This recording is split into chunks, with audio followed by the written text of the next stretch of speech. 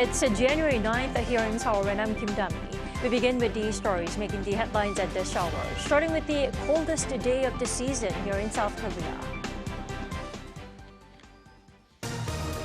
South Korea is feeling a winter blast, with the capital Seoul waking up to minus 12 degrees Celsius, and Cheollgam County dipping as low as minus 18 degrees. All eyes are on when South Korean investigators will execute the extended warrant to detain President Yoon Suk-yeol over his martial law declaration. Yoon's lawyer says Yoon will not comply with attempts by investigators to detain him. At least 5 people have been killed in wildfires burning out of control in the Los Angeles area. California Governor Gavin Newsom called the fires the most devastating in LA County history.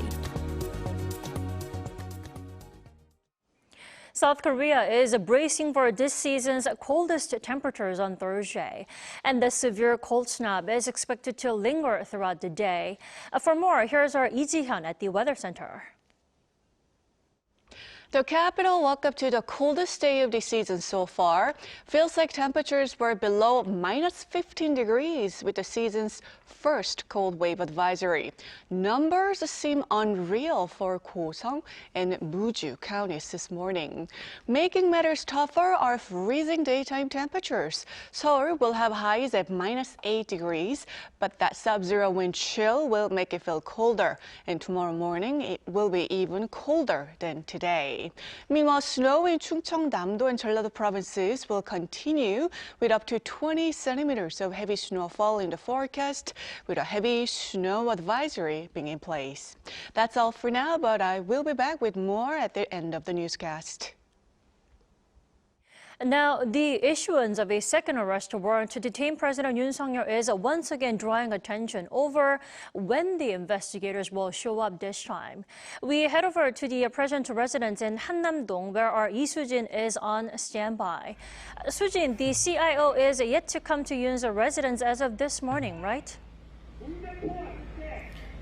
Right, so we're here near the president's residential area. We've been here actually since around 7:40 a.m. today, and we actually got here early to see whether there are any signs or preparations of the execution of a second arrest warrant take place. But so far, that such execution of an arrest warrant seems quite unlikely. And no one knows for sure exactly when the execution will take place, as both the Seoul Western District Court and the CIO did not reveal the exact extension period. While warrants are typically valid for 7 days, a judge may extend the duration if deemed necessary. It's speculated that the CIO is most likely to attempt to arrest Yoon on Friday or next Monday or Tuesday, as the weekend is likely to bring even bigger crowds. We can already see heightened security here. This includes the installation of barbed wire. You can see how the entrance road to the residence is blocked off by numerous vehicles. We can definitely see and hear the tensions. Now, with a potentially more forceful second attempt expected, how has the president or his legal team responded, Soo-jin? So the president's legal team has been arguing about the validity of the second arrest warrant, more specifically the fact that it comes from the Seoul Western District Court. And let's take a listen to what the lawyer for President Yoon has said. The president will stand trial if the CIO indicts him or requests a warrant with detention from another court. He also said that the Seoul Western District Court, which falls outside the CIO's jurisdiction, should not handle these matters. The lawyer also refuted allegations that President Yoon is in hiding. Here's what he said. I went to the presidential residence yesterday evening and met the president.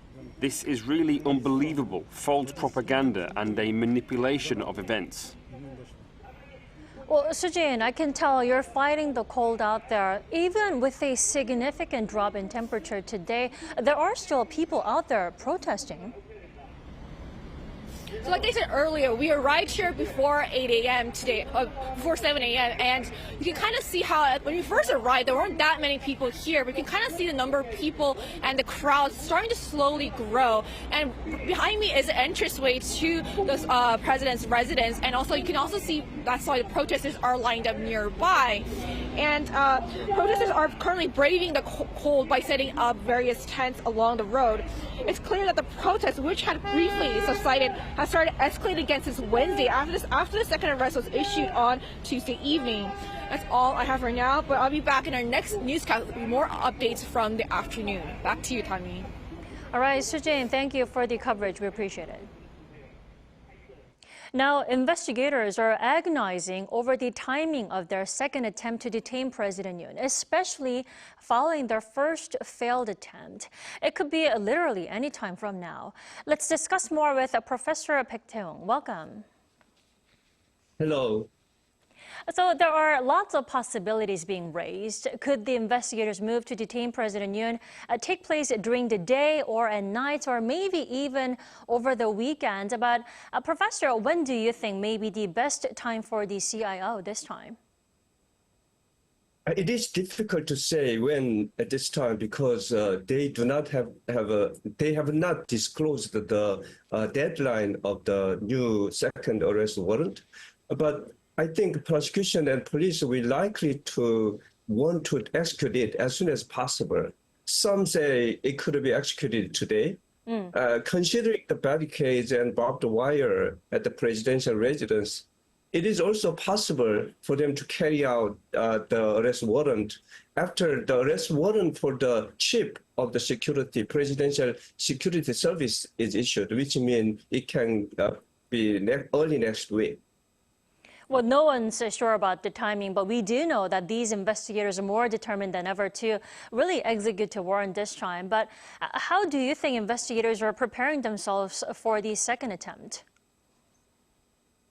I think, first of all, in terms of execution of arrest warrant, this time CIO seems to be quite determined to execute it without any failure or complication.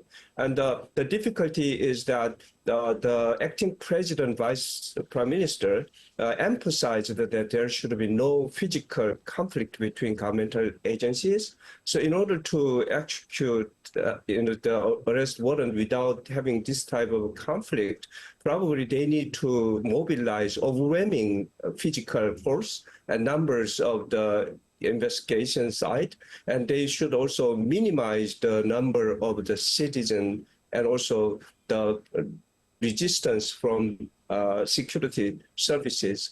And they also need to mobilize to achieve this goal some armored vehicle and other, the investigation power. So probably these are kind of something that they are currently pondering over. And especially if there is a human shield formed or any human chain formed, they may need to remove them from the site to another places. Some of them might be arrested. But I think the CIO and also police will definitely perform this this kind of execution of arrest warrant. The issue is when. Well, that is why there are growing concerns over possible clashes between the investigators and the presidential security team. How likely is it that the presidential security officers will be arrested by the CIO to detain President Yoon? First of all, I think the police has already prepared for procedure to arrest the chief of a presidential security service because he has been summoned already twice, which he refused. And either by issuance of arrest warrant or on-site arrest, probably the chief of a security service might be first arrested if he do not cooperate in the process of executing arrest warrants. And if there are other people who are using violence or any threat over the CIO officer or police, those people can be also arrested on spot because this arrest process is a legitimate legal procedure, and the CIO and police officers should not be stopped. And some of the politicians, especially lawmakers, were interested in going there again. And under current our legal system, even National Assembly members might not be immune from this arrest if they commit obstruction of justice on site. So there will be some form of arrest definitely happening. However, it is not really justified for the presidential office or president himself to not kind of acknowledge the validity of this arrest warrant, especially the current president is still in the position of president, and the legal system should stand rather than being hampered. Well, you just mentioned the possibility of security officers and also possibly politicians being arrested. But what about the protesters, the civilians out there protesting for and against President Yoon's arrest? Can they also be held responsible for blocking the CIO? If the civilian peacefully stands or take sides there, probably they will not be arrested immediately. They may be removed forcibly. And if they use any force or threat over the police or the officers, then it can be ground for arrest. So I think there is a possibility of arresting civilian, but I hope there's no serious clash happening at this time. I hope so too. But, all in a nutshell, a successful execution of the warrant will come if President Yoon does comply with it. Professor Beck, do you think he will this time, considering the gravity of the situation? I'm very sorry, but at this time there is no kind of sign of hope, especially President Yoon's legal team announced that they would not comply this execution of arrest warrant, emphasizing the legal validity of this arrest warrant. And alternatively, they suggested that they would go follow the detention warrant or any conviction without warrant happening. But I don't think this is really an option, because this warrant is really issued through the regular system, and the government and all of the world and all the people in Korea are watching whether the rule of law in Korea is standing or failed in front of resistance, which is a continuation, which could be viewed as a continuation of the insurrection. Alrighty, Professor Beck, thank you so much for sharing your insights with us this morning. You have a wonderful day.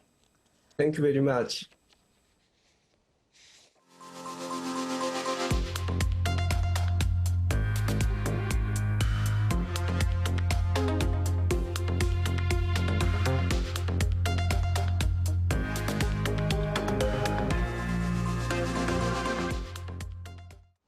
Andy Kim, who recently became the first ever Korean-American senator, has said any attempt by President-elect Donald Trump to withdraw or draw down American troops in Korea will be met with pushback. Our Bae-eun-ji tells us more.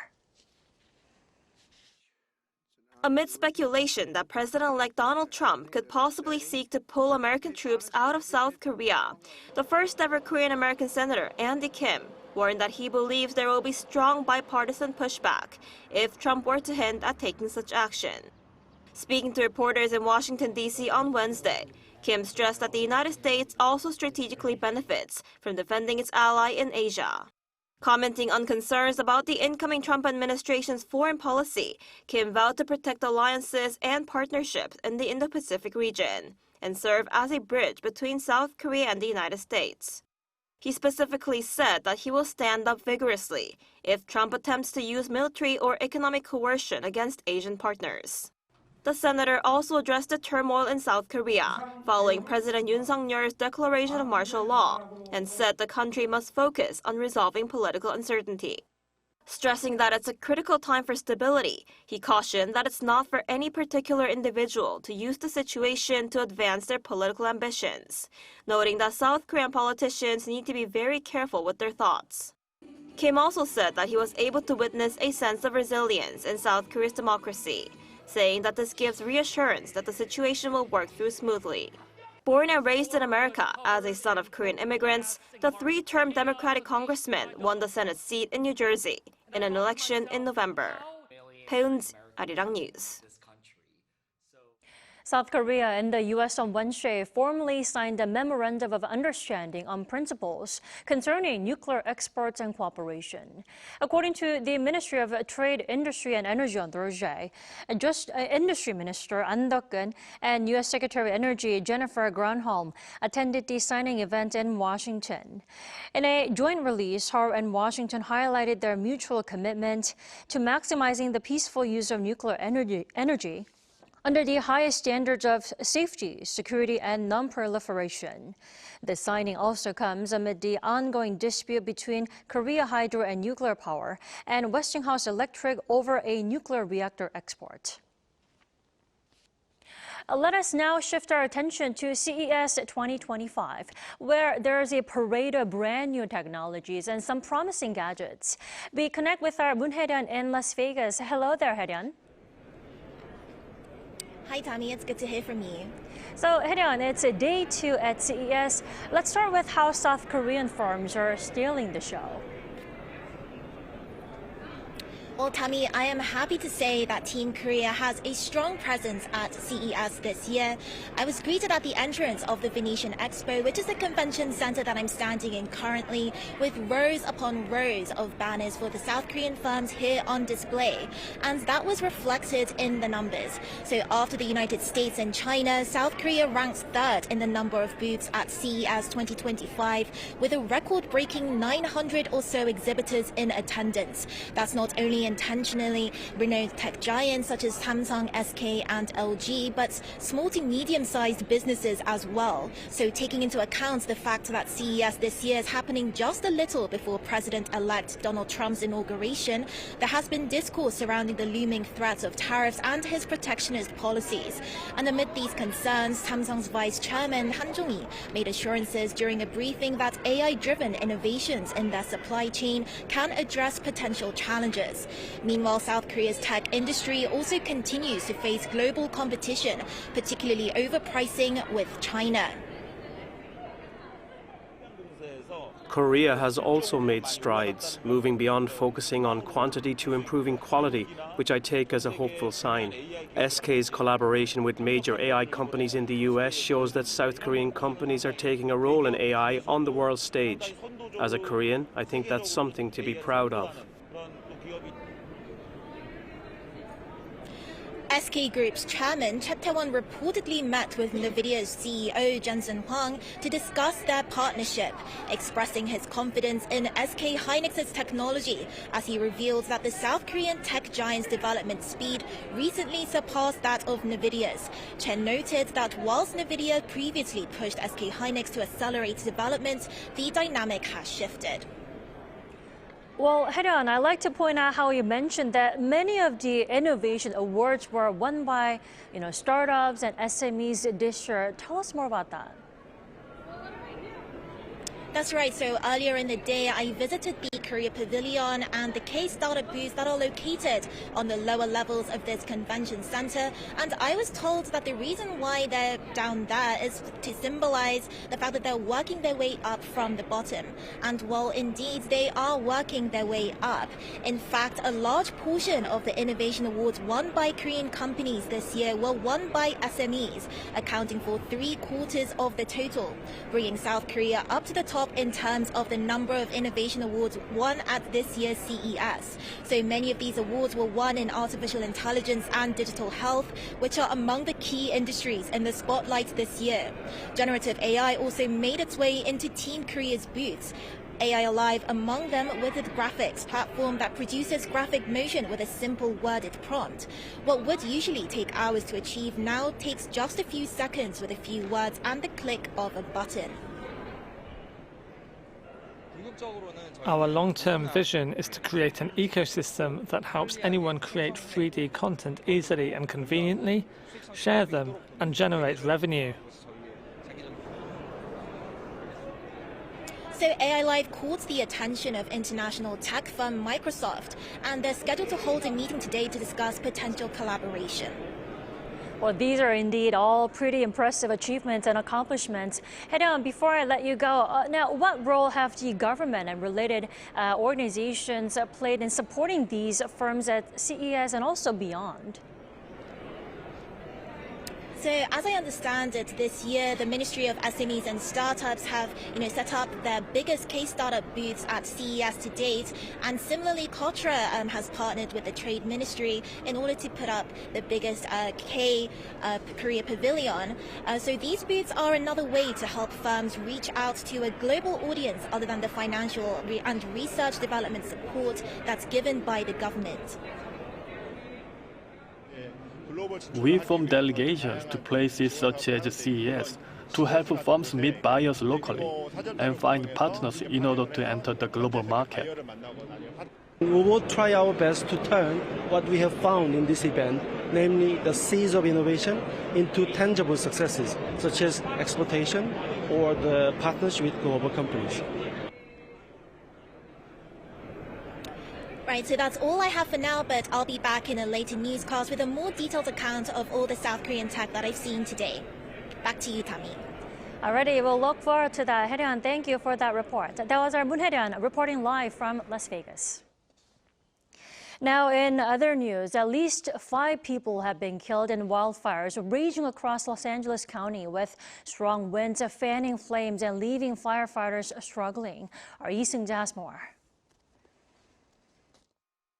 The massive wildfires raging in Los Angeles County have left at least 5 people dead and many others injured, with firefighters struggling to put out the flames. According to local media reports, a wildfire that broke out Tuesday morning in the affluent neighborhood of Pacific Palisades spread uncontrollably due to a localized wind blowing in the LA area. Additional wildfires broke out in the neighborhoods of Eaton and Hearst on Tuesday night, with a 4th starting in Woodley on Wednesday morning. Tens of thousands of people have been ordered to evacuate across LA County, and as of Wednesday afternoon local time, more than 1,000 buildings in the area had been destroyed by the fires. Officials say the fact that strong winds are fueling 4 different wildfires is making it difficult for firefighters to put out the fires. No, LA County and all 29 fire departments in our county are not prepared for this type of widespread disaster. There are not enough firefighters in LA County to address 4 separate fires of this magnitude. California Governor Gavin Newsom has declared a state of emergency as local authorities call it the most destructive fire in LA County history. U.S. President Joe Biden spoke with the governor during his visit to Los Angeles and said the federal government will provide necessary support to fight the fires. Biden also called on affected residents to remain vigilant and listen to local officials on orders. Fire officials say the county is not out of danger yet, with authorities saying more than 13,000 buildings could be destroyed by the wildfires. Lee Seung-jae, Arirang News.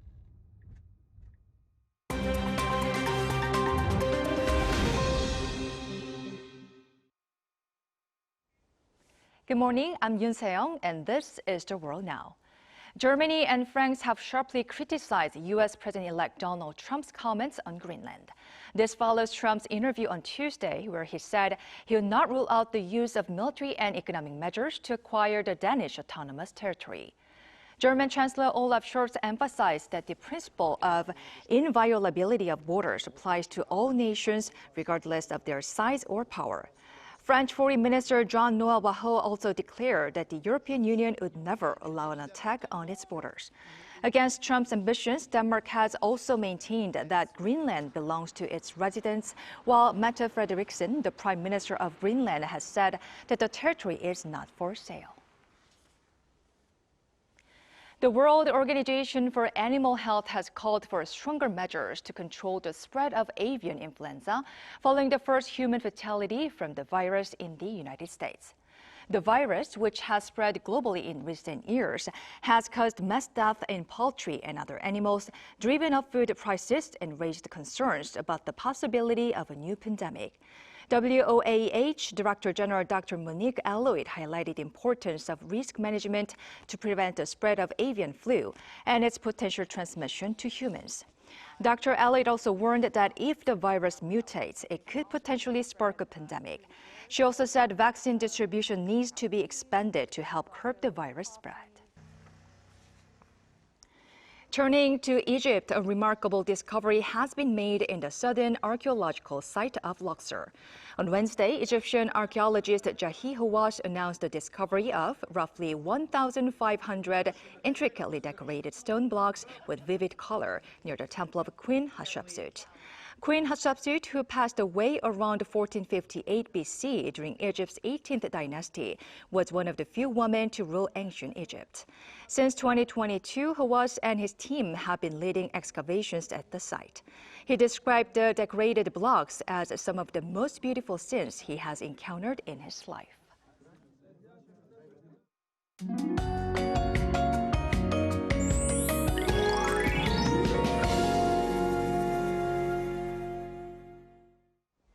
Extreme cold temperatures are impacting much of Korea with sub-zero wind chills.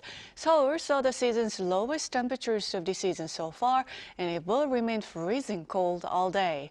Meanwhile, snow in Chungcheongnam-do and Jeolla-do will continue with up to 20 centimeters of snow in the forecast until tomorrow. A snow advisory is in place for those areas, and the wind advisory remains in place for the west and east coast as well as Jeju. This afternoon, Seoul and Chuncheon get up to -8, Daegu at -2 degrees Celsius. Tomorrow morning will be colder, and this round of cold snap should ease on Saturday afternoon. That's Korea for you, and here's a look at the international weather conditions.